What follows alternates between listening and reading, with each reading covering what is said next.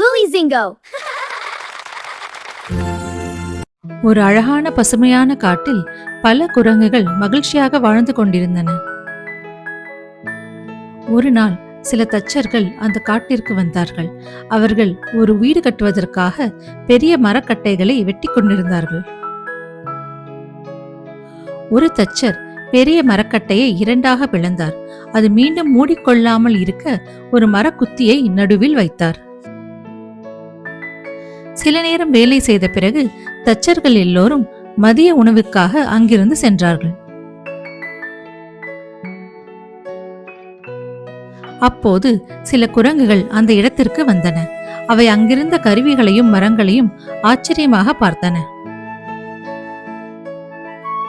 ஒரு குறும்பு குரங்கு அந்த மரத்தின் மேல் உட்கார்ந்து நடுவில் இருந்த குத்தியை இழுக்க ஆரம்பித்தது.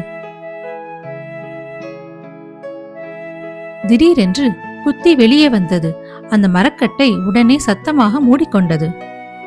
அப்பாவி குரங்கின் வால் அந்த மரத்தின் நடுவில் சிக்கிக் கொண்டது. அது வலியால் சத்தமாக கத்த ஆரம்பித்தது. இந்த கதையின் நெறி என்னவென்றால், நமக்கு புரியாத விஷயங்களில் அவசரப்பட்டு தலையிடக்கூடாது.